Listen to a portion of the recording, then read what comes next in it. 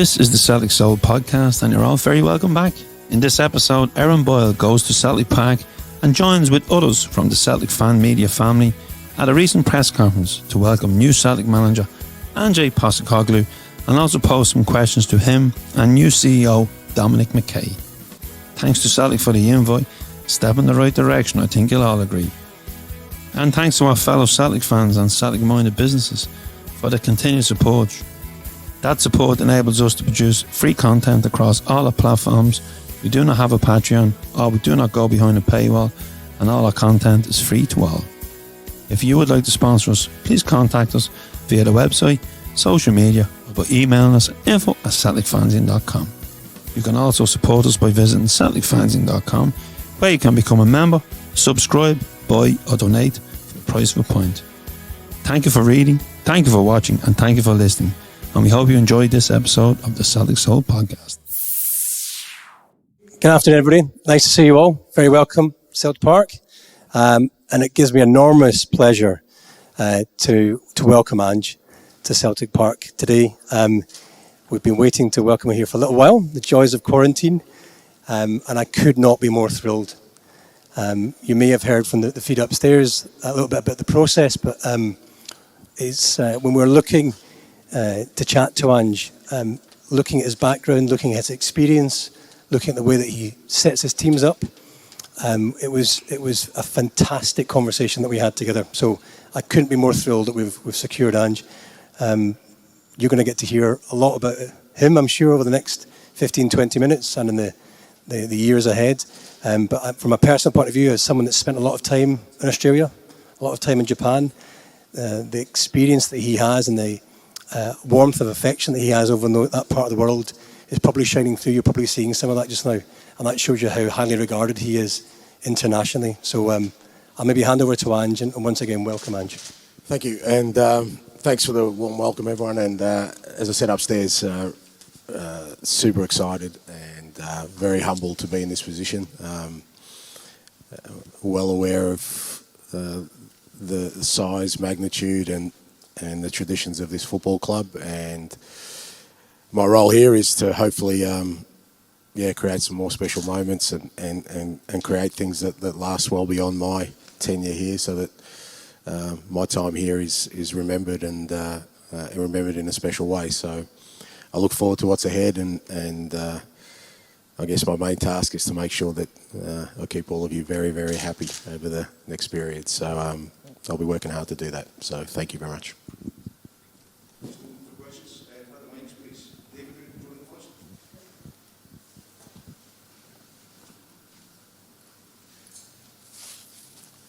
Hi Ange, welcome to Celtic. You'll find that they're the best football club in the world pretty soon.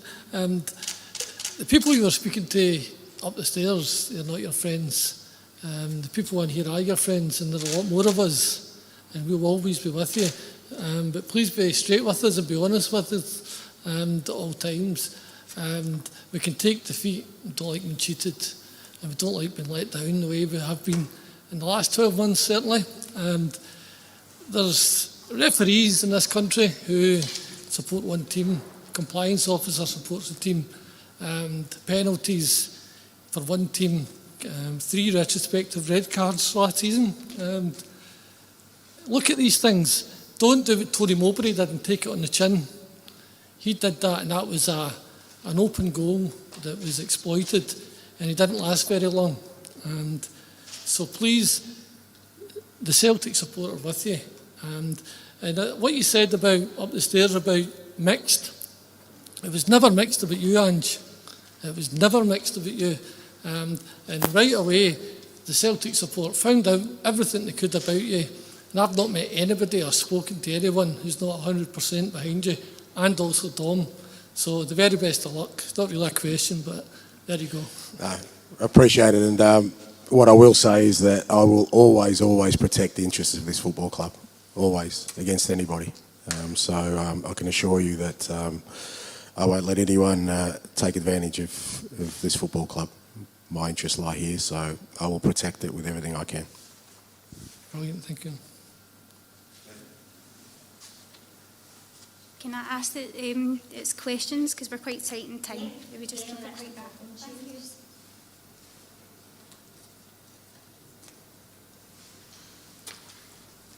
First of all, guys, once again, thank you very much for your time.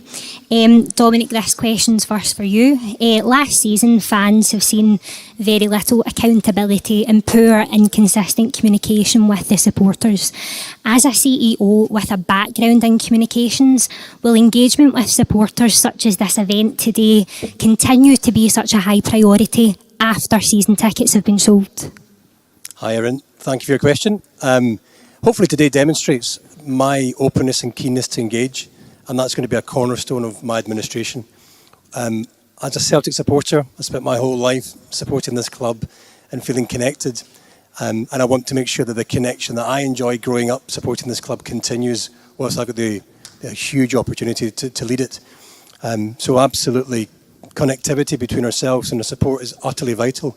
And I maybe said earlier on that one of the most important things I think that we need to try and grapple with is getting supporters back into the stadium. I've really missed it. You've really missed it, being in and amongst friends and colleagues watching the games. So I think we're making some good steps forwards. The Euros have been really positive in terms of having crowds back in there, and you can see the energy that the players get from that. So that is the ultimate piece of connectivity, getting supporters back in. But in terms of making sure that we're able to keep you updated and listen to you, we'll definitely want to do that.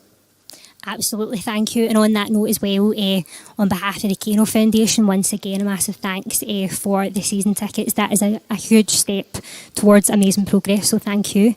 Ange, it's an absolute honour and welcome to Scotland. First of all, it must be quite a transition in terms of the weather, but I'm sure you'll fit in quite well. My question for you is, during the week you had said that you want to entertain the fans and you want to win. But to win, that doesn't just take you, that takes a whole background team. Do you plan on appointing your background team, and if so, when? Yeah, again, there's definitely going to be a change in the way we work and the way we train and the environment. And the people who will be in that environment will be the ones who I think can drive us in the direction I want to go. So will there be changes? There probably will be changes. That doesn't necessarily mean people will be going. We might be bringing other people in. But I'll make those decisions over the next few weeks once I get a good idea of the people that are already in place. There's some good people in the football club already. You know, the club had a lot of success for a very long time. You don't want to discard that knowledge and experience because of what happened last year. But we're certainly heading off in a new direction, and I'll find people that will help us go in that direction. So I'll make those decisions over the next few weeks. But you can be assured the people that will be working with me will be pulling in the same way that I am in terms of the kind of football we want to play and the kind of football club we want to be. Absolutely. Thank you very much, both of you. It's an exciting time, and thank you again for your time.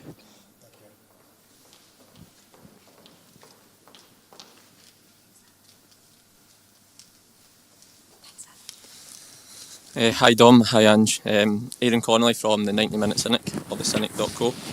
Firstly, I want to thank you both for your time today, for putting this together. I think it's great that fan media get access like this, and I think it's a really positive step. And obviously everyone in this room and everyone at the Cynic wish you both all the best.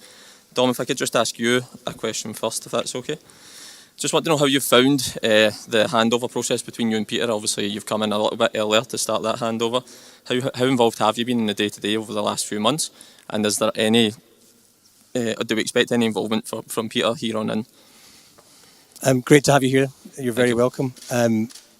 So the handover has been fantastic. It's been a bit of a whirlwind. My first day in the job started with the European Cup effectively disintegrating, if you remember that. That didn't last too long. And I said to the team, I said, does it happen like this every Monday in football? And they said, it's not quite as bad as this, but it's a bit of a roller coaster ride. But what I've found in the last 5 or 6 weeks is that we've got a brilliant team here. And they're utterly committed to bringing success back to Celtic. Everyone has enjoyed the success. I've been really disappointed with last season. So I've got a great team that want to go again, go hard to make sure that we have got success. So that's really important to me. Peter's been great in terms of the handover. As you would expect, he's achieved an enormous amount over his 17 years. Last year was, of course, a disappointment for everybody at the club. So the handover has been really, really positive. I fully start on the 1st of July, but it'd be fair to say, like all incoming chief executives, you want to make sure that you put your marker down relatively early, and I've been offered the opportunity to do that by the board and by Peter. So hopefully today is another small, simple expression of some of the things that we're beginning to do. But bringing Ange in was a key thing that I wanted to do, and I was given the opportunity to get actively involved with that and then leading that process. So I couldn't be more delighted to be sitting right next to this guy just now. Thank you. Ange, I'm thrilled to have you here. I've done a lot of research, as I'm sure all of us have. I've heard you speak a lot about your principle of play and how you set your teams up in the way that your father would have liked to watch football, and I think a lot of us resonate that as Celtic fans. Hear a lot about things like you've highlighted: possession, high tempo, energetic pressing football, entertaining football. You'll hear Celtic fans say the Celtic way a lot. I think that's what that is, and I think we're excited to see that. Last season, I feel like personally, we always found ourselves have a lack of ideas when we came up against teams who came to stifle our attacking play, who set up in that low to mid block, made it really tough for us, particularly here at Celtic Park. I just wonder if you could give us an insight to how you would expect to set up tactically to beat teams like that. Yeah, thanks for that, and I do appreciate it. I mean, I did say I may have got a mixed response upstairs, but I guess that's just people, and I'm not on social media, but people feeding me information about what was going on social media. So the reality of it is, since I've been here, and the people who have reached out to me have been super supportive. And I've got no doubt every Celtic supporter wants me to do well and wants me to succeed. I've got no doubt about that, and I know I'll get their support. In terms of the football, it is a simple thing, but for me, it's the most important thing. So you mentioned that it's my father passed away a couple of years ago, but I try and play football he'd love to watch. You know, I'd sit by his side, 5 years old, and we'd watch football from this side of the world at 3 or 4 in the morning, just me and him. And he'd always point out the entertainers. He'd always point out the entertaining team. He hated Italian football at the time because it was all defensive, and that just got into my brain. And I've tried to do everything I can since then to create special things like that. The challenges we're going to face, is firstly just getting our guys to believe in that. It's not an easy way of playing football because you've got to be really brave and courageous in the way you go about things, because you're not going to be fearing any opponent. You're going to be taking risks, but I've got no doubt that I can make them believe that. I've made every football team I've managed to do that. And then we inevitably come up with opposition who will try and stop us. But within that, I have full confidence that football we play and the relentlessness of what we do, once we get to a certain point, it won't matter what the opposition do. We'll find our ways to overcome, because the biggest part of that is that you really believe in something. And it's not just believing in victory, because everybody wants to win. There isn't a club, manager, player in the world who doesn't want to win. If you can believe in something stronger than that, and mine is in a certain way of playing the game, then you don't let anything stop you. Not the fact that it's the first minute, the last minute, whether you're winning, you're losing, whether the opposition is sitting back or they're pushing onto you, you believe in something greater than that. And that's where I've had my success in getting a team to play in a certain way, but also in believing in that method. So there's no doubt we'll get some challenges, but once I get the buy-in from the players, I'm confident we can overcome them. Thank you both, and good luck. Thank you. Thank you.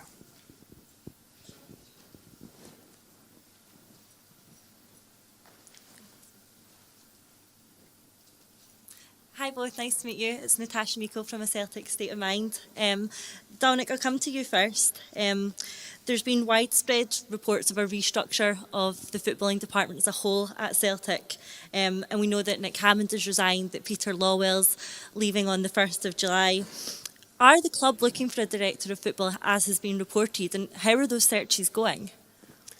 Hi Natasha, thanks for the question. So my intention, I think we maybe mentioned this previously, is to make sure that we evolve and modernise the club. So what does that mean?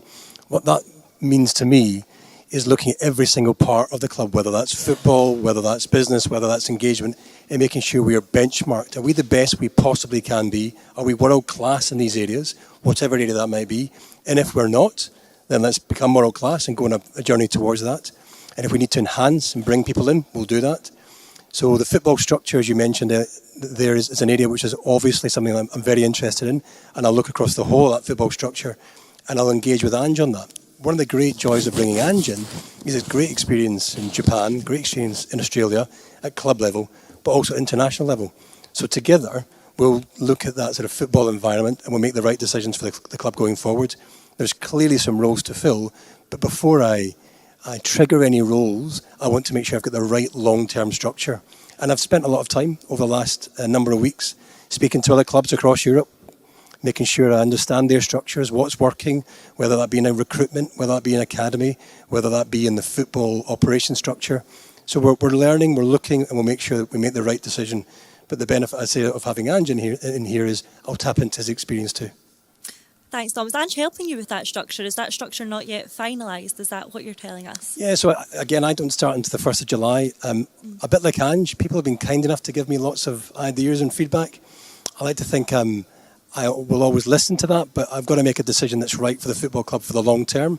So we've not defined anything yet, we've not finalised anything yet, and we'll do that when it's right and proper. The critical focus for us as a club right now is to bring in Ange, bed him in, make sure that football environment that he's currently in just now is working, and then we'll build things out.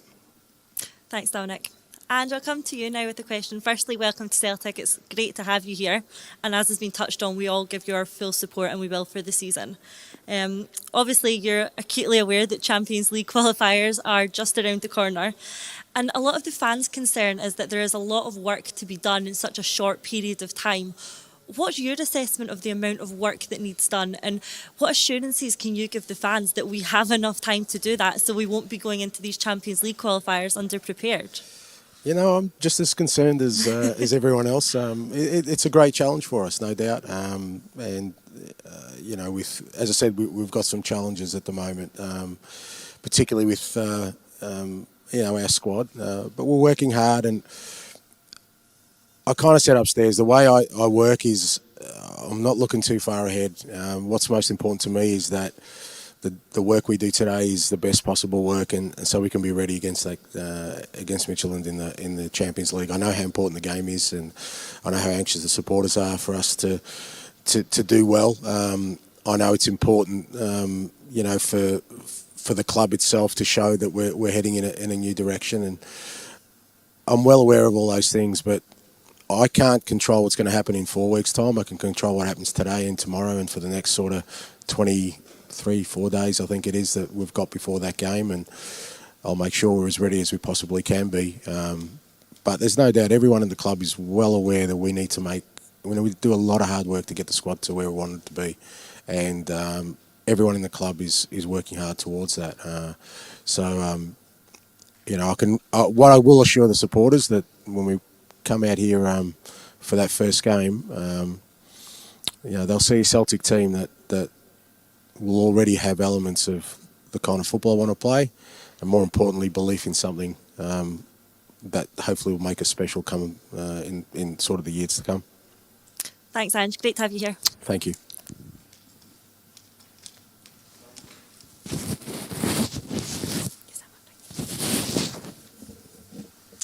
Hi Ange, hi Dom. Question for you first, Dom. Brexit's going to be a massive impact on British football. You've touched on it just there. How much are we going to be prioritising the academy in terms of CapEx expenditure in the next wee while, if that's a route we're going to have to take to bring more players through? Thanks for the question. First question I've had is incoming chief exec on Brexit, so thank you for that. I guess my point earlier on was that we want to look at all parts of the organisation, including the academy, to make sure it's world class and make sure it's ready for the next 10 years. So we need to evolve that, modernise that a little bit further. We'll absolutely do that. I think one of the exciting developments is the opportunity for the B team and the Colts team to move into the Lowland League. That gives game time, that gives opportunities for players and for coaches and backroom staff to challenge themselves in a slightly different environment. So I see that as being a critical component for Celtic to keep investing in and keep developing. They've had success in the past, of course they have, but we've got to make sure we keep investing in that going forward. Thanks. Ange, You, in your book, and as was mentioned earlier, we've all been doing the research. So you talk about the culture at Melbourne Hellas as being important in the culture of a football club. We are very proud of the culture of Celtic being formed and to put dinner on the tables. And one of the driving factors of that is the foundation. Do you see the Celtic FC Foundation as something that you would like to encourage the players to get more involved with as part of the culture of our club, which is the charitable side of it? Absolutely. I mean, to be honest, I think for anyone who has the privilege of coming through this football club and being in any role, you miss a great opportunity to really learn and enrich your own life by understanding the origins and the culture of this football club. I'll certainly be doing that. I mean, as you said, I wrote in my book, for me, football's not just a sport. It's well beyond the sport. For me, it's been a kind of vehicle that's steered my life. All my most significant relationships have come out of football one way or another, whether it's friendships, any other relationships I've had. So I understand that this is more than just the club. So I would be encouraging players, staff, anyone who's involved in that football club to get to know and understand the rich history that exists, and because it enriches your own life. So I'll certainly be encouraging the footballers and to get involved, and I'll certainly, as I said, be getting involved myself. Sometimes it's difficult because there's always the priorities in life in general, and to understand that a player who represents his football club knows the pressures of having to win and be successful. I think it helps them if they also understand what's important to our football club, and it's not just winning. I know everyone wants to win, but I think for this football club, it's more than just winning. And I think once you understand that, it relieves some of that pressure because you kind of understand what you're representing. So certainly I'll be encouraging as much as I can. Thanks a lot and good luck. Thank you.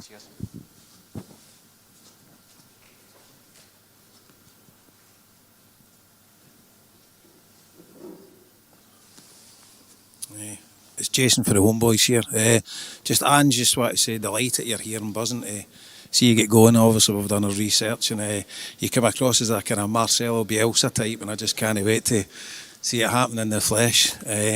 So just everybody here 100% behind you, and as everybody said before about the learned gentleman there said it right at the start, I echo every word. They're not your friends up there, we're your friends. So no questions to you, mate, just buzzing to see you. I've got a kind of two-pointed question to yourself, Dom, and again thanks for putting this on. Totally appreciate it with the fan engagement, etc. So obviously the past couple of years recruitment, it's been a bit of a shambles, to be honest with you. And a couple of years ago with 19 either return loanees or signings coming in, and 6, possibly 7 had an impact in the first team. Last year with 14 and only 1 had a real impact, like David Turnbull. So have you got lessons learned from the previous regime that you're obviously going to work on? And the second part of it is Ange going to have the ultimate final say in the signings coming in, whether it's the backroom staff or whether it's the players, because I think that's what we all want. We don't want somebody working under constraints.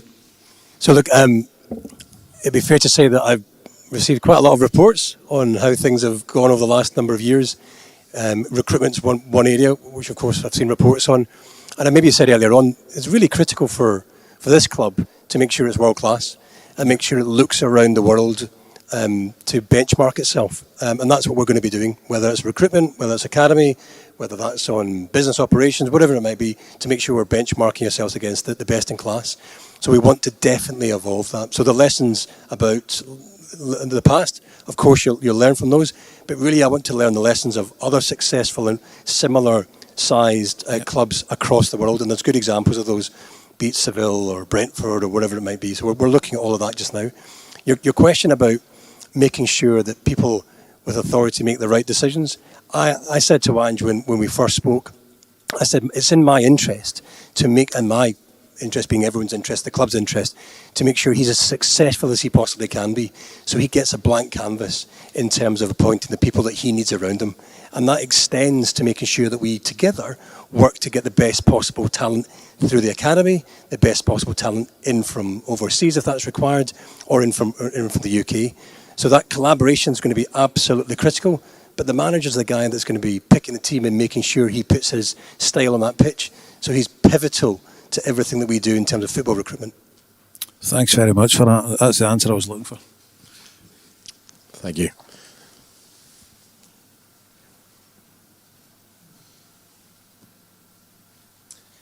Hi Ange, this is Tino from the Celtic Exchange podcast.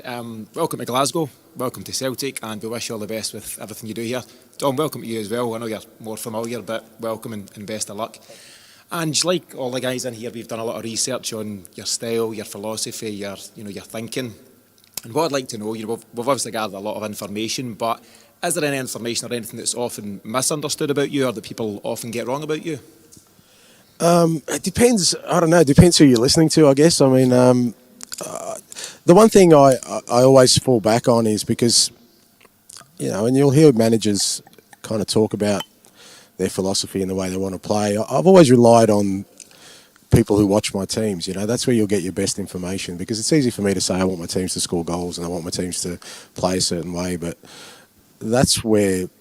I spoke about my father, and that he was my critic. He's the only person I've ever listened to my whole life, and he was never happy. So I could win things, and he'd say, "No, you could play more attacking." And I don't think there's. I mean, hopefully, you guys will get to know me over the next sort of period of time in terms of the kind of person I am. But I have really strong values on not just about football, but in life in general. All those values are deeply rooted in the values my father passed on to me. We were immigrants to another land. We didn't know the language. We didn't know a soul. And yet somehow my father managed to forge a life and an opportunity for me that 55 years later I'm halfway around the world living my dream. That's the person I am, and that'll never change. And you may hear various reports. They say I come across as fairly grumpy at times and not very sociable.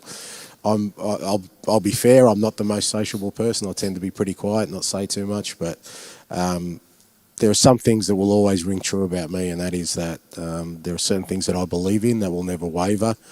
As I said, right now I'm manager of this football club, and everything I will do in actions and in words will be to protect this football club and to uphold its values, its traditions, and hopefully, as I said, bring some special moments that you guys, I'm sure you're all many generations supporters. You're not supporters of the last 2-3 years, that I'm hoping you pass on to your kids and talk about the time that I was here. So that's who I am. My wife will tell you I'm pretty simple, one-dimensional. I'll watch football day and night.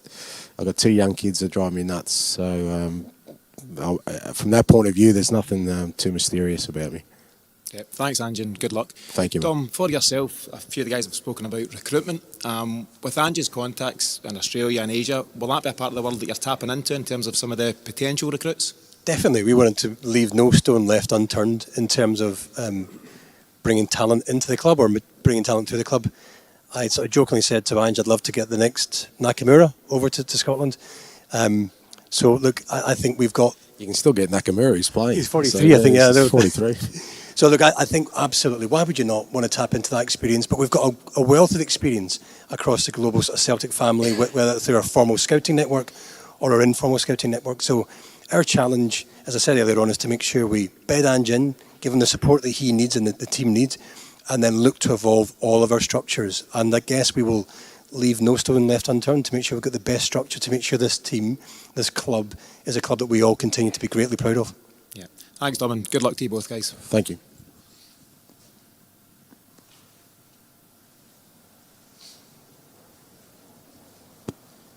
Hi guys, Martin from 20 Minute Tims. Ange, very warm welcome to you and thanks for having us. In terms of your style of play, you've already spoke about that, but have you got a preferred formation you like to start off with, and do you think you can implement that before Champions League qualifiers and get your style of play going? Yeah, look, for the most part, my teams kind of play with some kind of 4-3-3 formation, but the key part of that is it's not so much the formation; it's just the type of footballers that I need in certain positions, and that's the work we're doing on right now. Is to the gaps we have in the squad, and there are some gaps, some pretty noticeable ones. Is we try and bring in footballers who will provide the energy, the speed, the technical ability, the courage to play the football that I want to. So, there might be sort of little tweaks in the formation. It's usually, like I said, a 4-3-3. I love playing with wingers. I love playing with wide men who sort of take people on because I think it's a great avenue to goal. But with what we have at the moment, I think there's a core group of players there that I see can really develop and show some real growth in terms of their football just by us changing our way.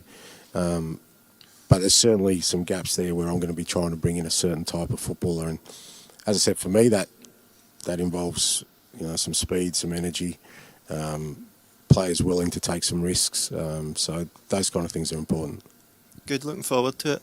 And Dom, after what happened earlier in the summer, can you tell us about the process that led to appointing Ange and if he's 100% your man? Oh, he's 100% my man. There's absolutely no doubt about that. I think the sort of process, we probably commented that previously. What I can say is when having lived in Australia and spent time living in being out in Japan, particularly most recently, Ange is well known to me and has been for a long time. So when I had the chance to speak to him when the opportunity arose, it was just a great conversation. And you can see from him in terms of his style, his philosophy, his experience, his passion for this club. It was an easy conversation, and it was a great moment when I asked him, we would like you to become the next Celtic Football Club manager. And there wasn't the slightest hesitation. And that's what I wanted. I wanted a winner, someone that got the club and that wants to go with me on a journey now to really begin to modernise and develop the club in a number of different ways. And I can't wait for us to start. We're going to have a busy summer, of course we are. But the prize here is just to make sure we've got sustained structures that give us the opportunity to have good success. All right, thanks very much and good luck, guys. Thank you.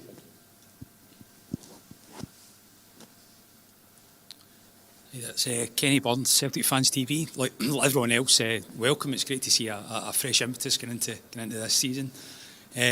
First question for Ange. Ange, we do have one of your countrymen here in Tom Rodgick. Tom was a really integral player for Celtic 2-3 years ago. He's found his game time a bit limited for various reasons over the last couple of years. Can you tell us a bit about your relationship with him, how you see him as a player, and do you have a confidence that you can revitalise him back to the levels that he was a couple of years ago?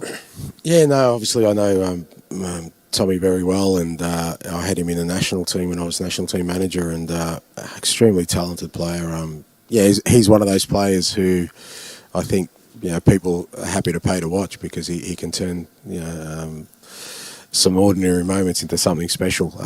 My understanding is he's had some problems, particularly with his body over the last period, and I think that's probably been his biggest challenge. Even when I had him in the national team, was consistently trying to get him to a certain level from his body point of view.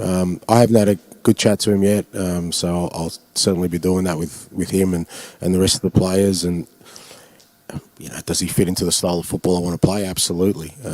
But Tommy knows me better than anyone in that dressing room right now, and he knows that I treat everyone the same.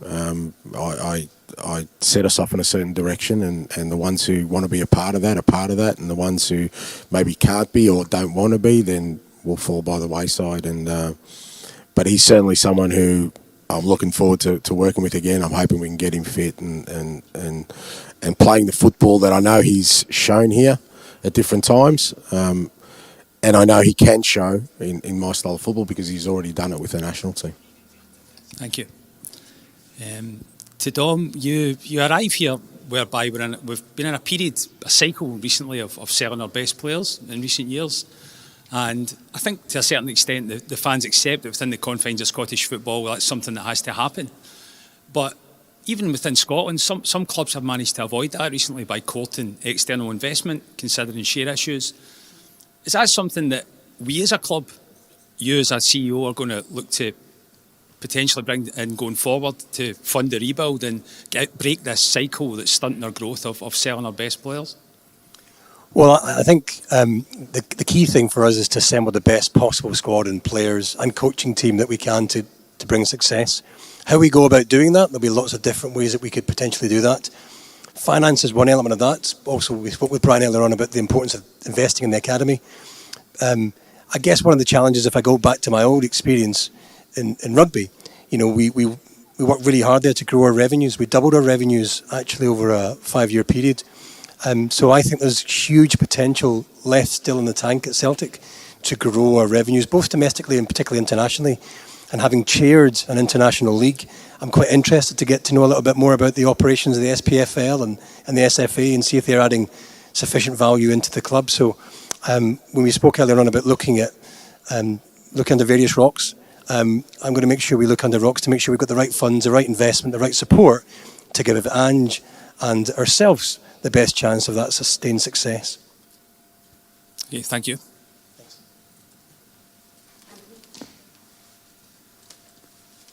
Hi Dom, hi Ange, how you doing? First question for Dom. Last season was a disaster for a lot of reasons.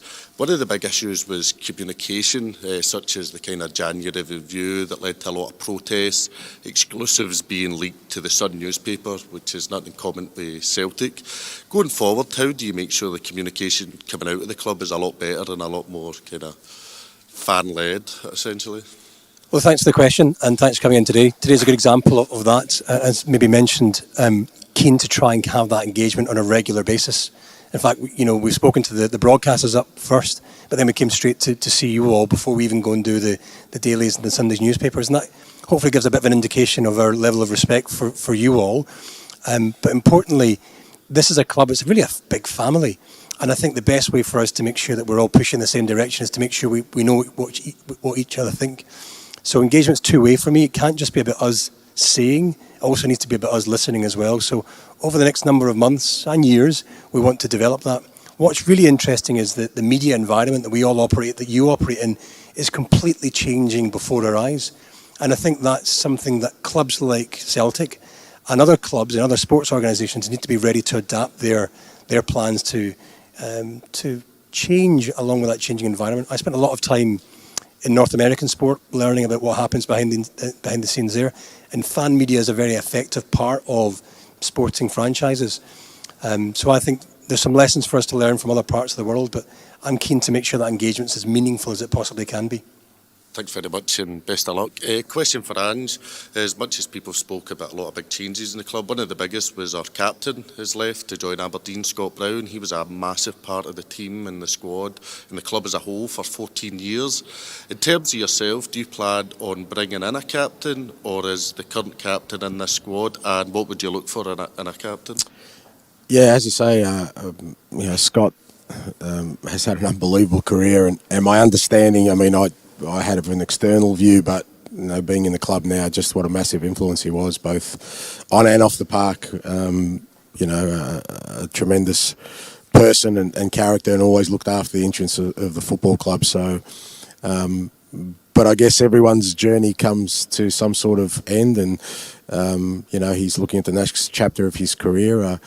That provides, I guess, opportunity now, and that can come from within, because I've always felt when people like a Scott Brown leave a club, then there's a vacuum, but maybe that also is an opportunity for somebody else to step up who may at different times have felt not comfortable being in that role. I think there's some people within the club that I think show some leadership qualities. But again, I'll take my time making that decision. I want to see, because obviously the environment's going to be different now. As a different manager, we're going to do things differently. As I said, I'm pretty strong on certain values and certain ways of doing things. So, I'll find the person who fits those values, and if that's in the football club, and I hope it is, because, again, I've always felt that, people within a football club who spend some time have a stronger attachment, understand the club better than bringing in somebody externally. If that person exists there, I'll identify it, and because it is an important role, make him the leader of our football club. Magic, thanks very much. Best of luck. Cheers. Thank you. Thank you.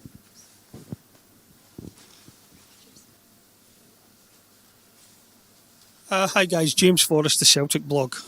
First question to Ange. A lot of us believe that there was a general fall in standards in terms of training and coaching in the last 2 years. I think most of us would like to know that you're committed to sports science, to analytics, and to all like the, modern modes of thinking and coaching. And we've also lost a lot of youth players. A lot of really, really promising talent has left our academy and gone abroad or whatever. And I'm thinking that one of the reasons why the board likes you so much in terms of your coaching background is that you've worked with youth players and you've helped develop them and far better players. And hopefully you can help us arrest the outward movement of our youth stars. Most definitely. The one challenge I've had sort of being on the other side of the world where, to be fair, people don't rate the football that great, but I always try to get an edge any way I could. So when I was coaching the Australian national team and we were at a World Cup and we were playing against the Netherlands and they've got, Van Persie and Robben up front and we've got, players who are playing at that level, where could we get our edge? Our edge was in sports science. Our edge was in analytics.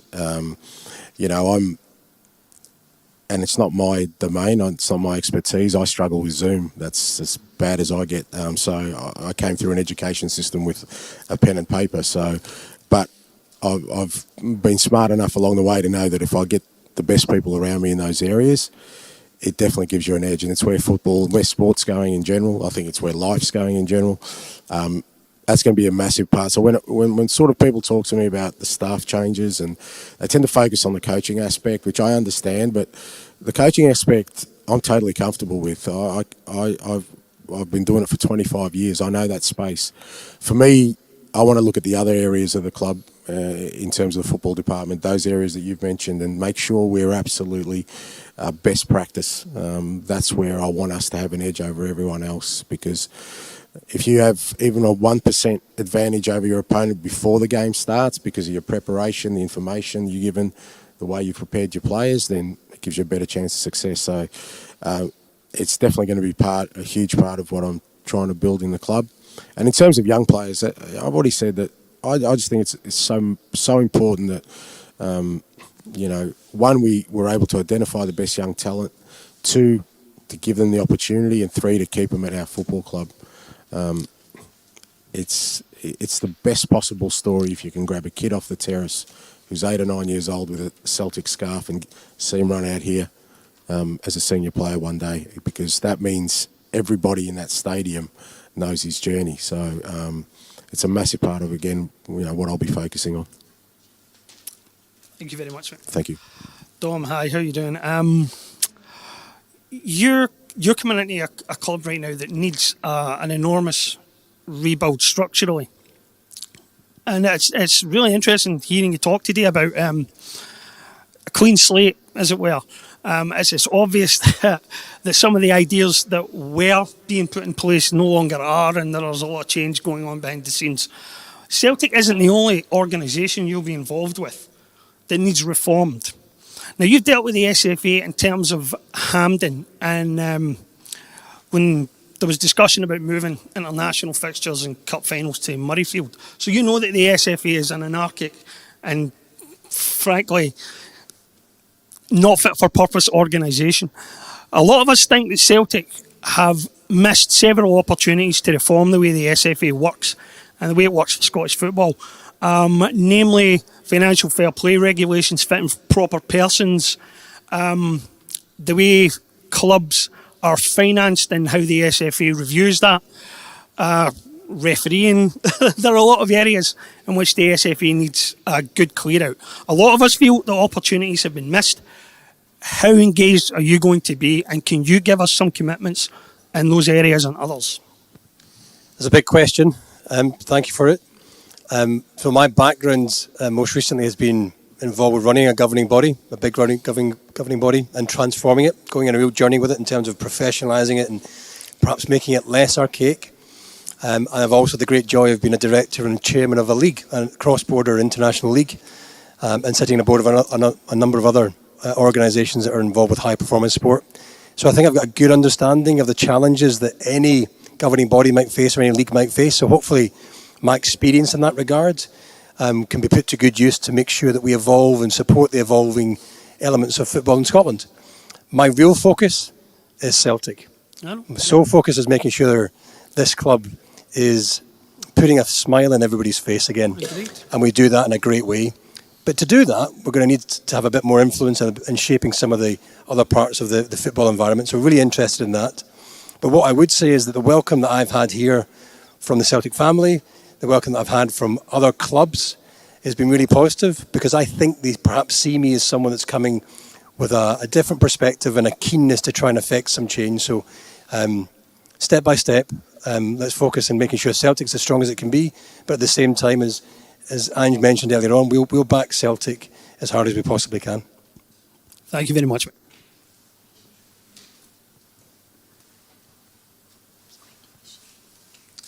Hi guys, Hamish from 67 Hail Hail. Just to welcome both of you to the club. Obviously a lot of work ahead of both of you, so all the best. Ange, I'll start with you. Obviously, like everyone in this room, we wanted to find out as much as we could about you. We spoke to Vince Regari from your homeland. I think you know he had a lot of positive things to say. One thing he did raise was the fact that your teams can take some time to get used to your way of playing, your philosophy, just the overall kind of ethos. Is that something you think's a fair comment? And how far do you think this Celtic side you inherited are from where you want them to be? Yeah, look, I mean, people always sort of say that it takes time, but I mean, I assume everyone wants to be successful. They all like the ending, so I think if you talk to people I've actually been involved with, none of them really talk about how long it took. They just talk about the fact that it was, a special time. So I don't put time frames on those things. Sometimes it happens quickly. Sometimes it takes a little bit more time. There's no doubt you're not going to see in the first Champions League game, the team flying the way I want to. But at the same time, it's not to say that we can't make significant progress quickly. My goal is to have this club playing football that's going to excite every one of you, and we're going to be successful. I can't say how that story is going to be written. Like most great stories, there's going to be some twists and turns, a little bit of unknown. That's the exciting bit. I can't tell you it's going to take a month, 2 months, 6 months. What I do know is that whenever I've committed to the task, and that's been at every club I've been in, the ending's been the way it should be. So every day I'm going to work hard to make sure it's as quick as possible. But I'm not going to take shortcuts. I'm not going to compromise what I'm saying and what I believe just to win a game, because ultimately I want us to be the very best. So I'm not going to compromise on that. So I can't tell you how long it's going to take. I will tell you that we will get there. Great, thanks very much. Dom, the one word I've heard you saying, numerous occasions is modernisation and modernising the club. You said, I think when Ange was appointed, that both of you kind of share that view. Just specifically, what areas do you feel at Celtic are in need of modernisation, and how do you intend to go about that?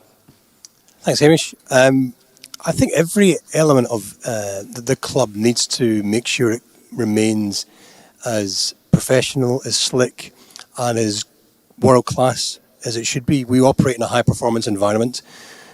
We want to make sure that we've got the best possible tools and people and processes at our disposal. So every part of the organisation I'm going to want to make sure is ready for the next 10 years. And that's my mission. Having done that pretty much in rugby, transformed that with a great team across there, I want to make sure we've got a brilliant, brilliant foundation here at Celtic, unbelievable foundation. But I want to make sure that we are ready for the next 10 years. And Ange mentioned earlier on that whether it's in data analytics, whether it's in recruitment, whether it's on engagement, whether it's on investment in facilities, whether it's up at Lennoxtown or Barrowfield or here at the stadium, I want to make sure that we are ready for the next 10 years and that we're surprising and delighting people along the way. But it's a journey.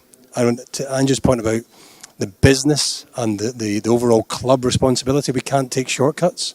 So we've got to do things right, and that's my point. We just do things methodically and sensibly to make sure we're ready for the next decade. And I think people are really believing in that. people really recognise that there perhaps a moment has passed for us now to go again and go hard. I got the numbers for the season tickets just as I wandered through the door earlier on, and they're off the scale good in terms of where I thought they were going to be. So that's a huge thank you to everybody that's once again bought season tickets. And I cannot wait to welcome them all back to Celtic Park. I was explaining to Ange over the last few weeks what it's like at Celtic Park on a match day, a particular European match day. It's special. So I cannot wait for him to experience that, for our players to experience that, and even more importantly for you all to experience that, to come back out. So we're going to keep modernising in a number of different ways, methodically and sensibly, but we'll do that together. Great, thanks a lot guys, cheers. Hi guys, John from GigPod here. Thanks for inviting us. Dom, my question's for you first. Can you give us an update on the process about getting fans back into the stadium? As you said, I think the fans are going to be desperate to get back. That was maybe one of the reasons, not an excuse why we were so poor last season, but have you got an update on the process for that and how soon maybe fans will be back for next season? So we're very active in that regard. Like 2.5 hours ago I was on a call with the government just talking specifically about bringing supporters back into Celtic Park. I've got some more meetings tomorrow on this subject. We are in good shape. You probably also saw the announcement from the First Minister just last week in terms of social distancing potentially being reduced and then disappearing during August. We are already in a level system where you can get up to sort of 2,000 into Celtic Park. But both Ange and I were fortunate enough to be at the England game down in Wembley, where we had 22,500 people into Wembley. And Hampden, of course, has had 12,500 into Wembley. Tomorrow I'll be at rugby, just looking at the facilities. I'm not going back, but looking at the facilities. But they've got 16,500 in at rugby. So if it's good enough for Hampden, it's good enough for Murrayfield, it's good enough for Wembley, it's certainly good enough for Celtic Park. So we'll be working really hard with the government and the city to get as many supporters back in as we possibly can for that European game. And I'm comforted by the direction of travel that the country's going in at the moment in respect of the First Minister's announcement just last week. And Ange, a question for you is, as Dom says, you attended the Scotland-England game where Callum McGregor was fantastic, and he also played well for Scotland all night, scoring that goal. How impressed were you with him, and have you had a chance to talk to him yet about the role he'll play next season? Yeah, no, I was very, very impressed with Callum. Just watching him live at Wembley was fantastic. He put in an incredible shift, and he was great the other night too, scoring the goal. And just seeing him, he seemed to grow in stature as the tournament went on. With every game, he felt more and more sort of comfortable. And I sent him a text message wishing him all the best and congratulating him as well. And I can't wait to get him back into camp and sort of back into the club and get him training, because I think more than anything else he will feel really good about himself coming from that tournament and that energy that he got from that and the positive, and I'm sure he wants more of it. He's now played at a major tournament and in world football, and I'm sure he wants to experience more on that, and I'm sure he wants to take Celtic up to those levels. So I can't wait to get him back in, and all the other national team lads. I think I can only see it as a positive, the experience they've had, and I look forward to welcoming him back down to Lennoxtown and getting him back into training. Thanks, guys. Good luck next season. Thank you. Can I just sort of say a huge thank you to everyone? You guys have had a very long lockdown. You've been away from this wonderful stadium, so it's great to have you back in today. Thank you for the support that you've given to Ange and you've given to me. We promise that we're going to work extremely hard to make you happy and smile, and it's great to be back moving positively forward. So thank you very much. Best press conference ever. Yeah.